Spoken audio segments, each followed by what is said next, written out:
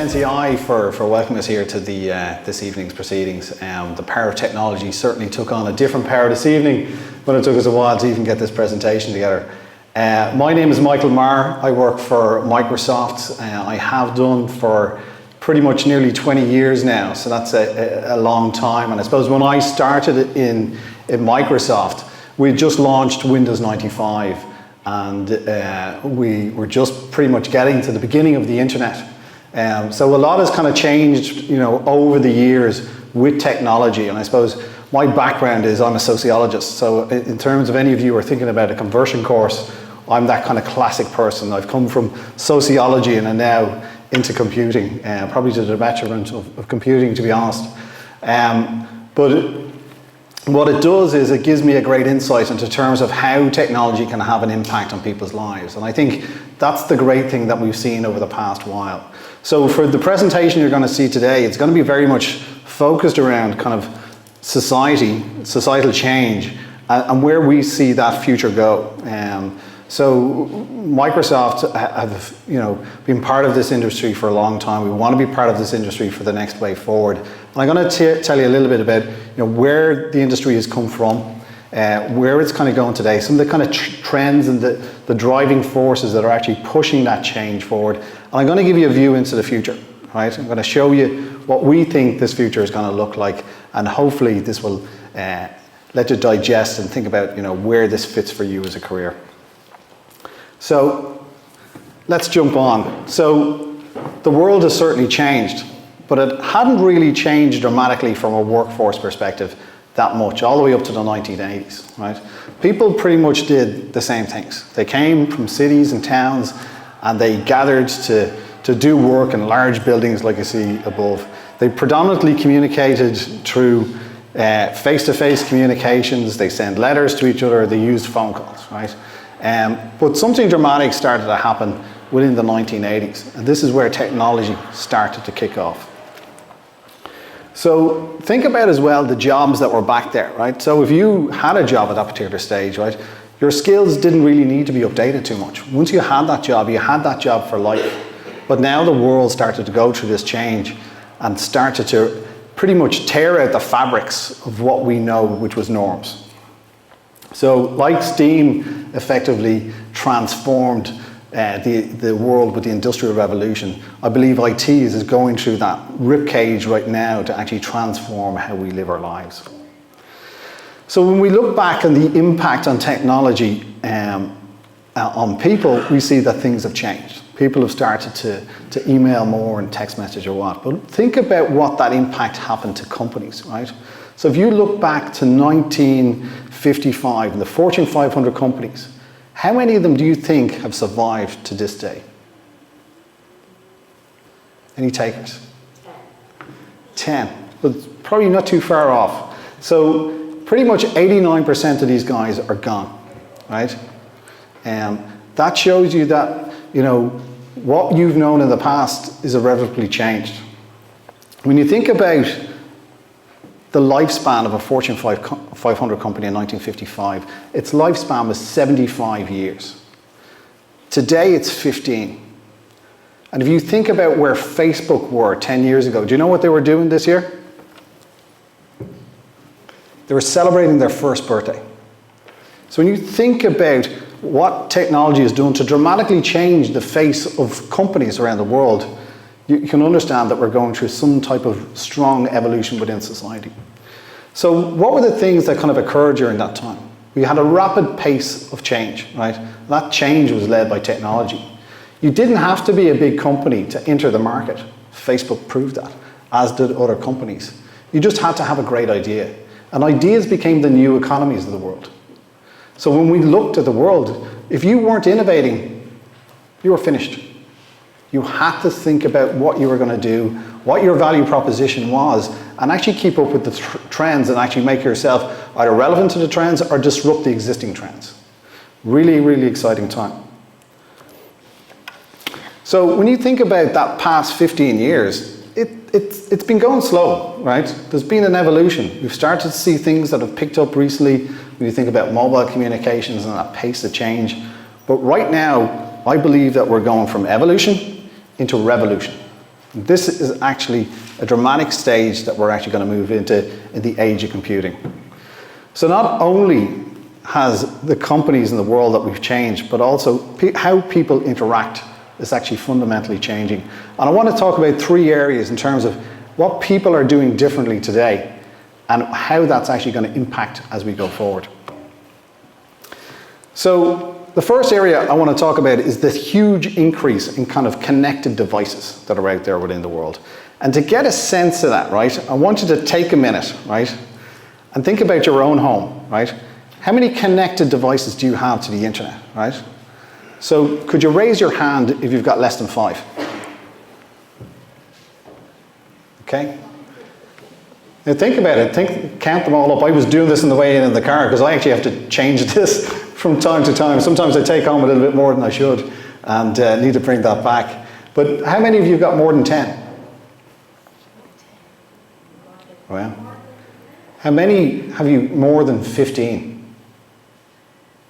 Right.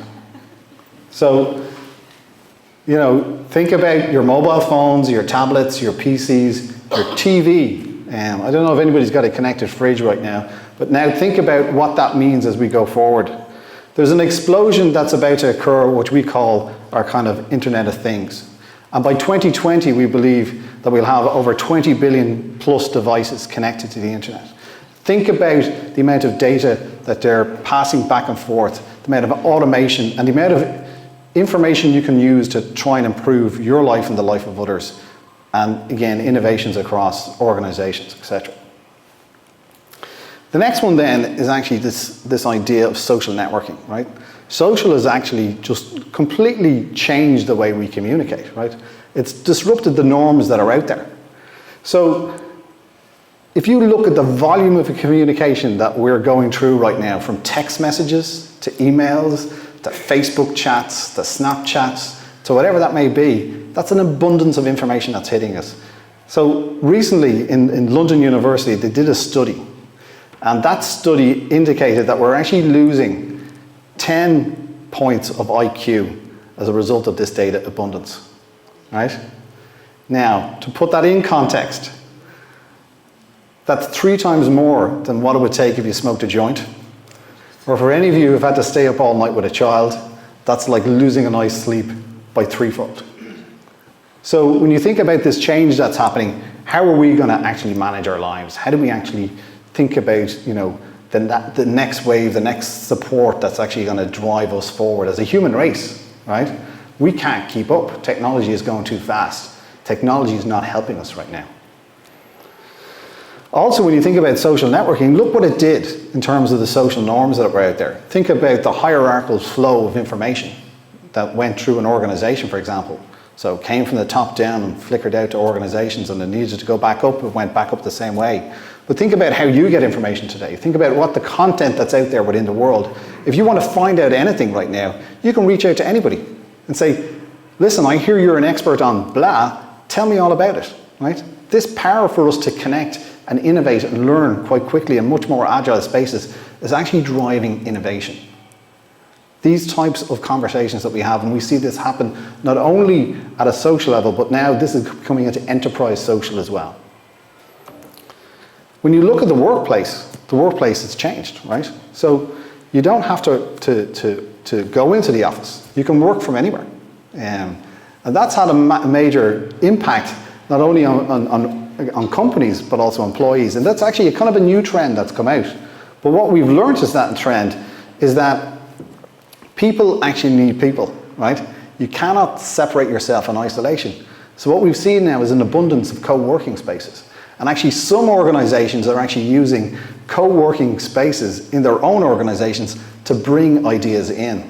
So as people socialize again through the normal socialization models, they're actually feeding more and more information back to one another that's actually driving innovation back into an organization.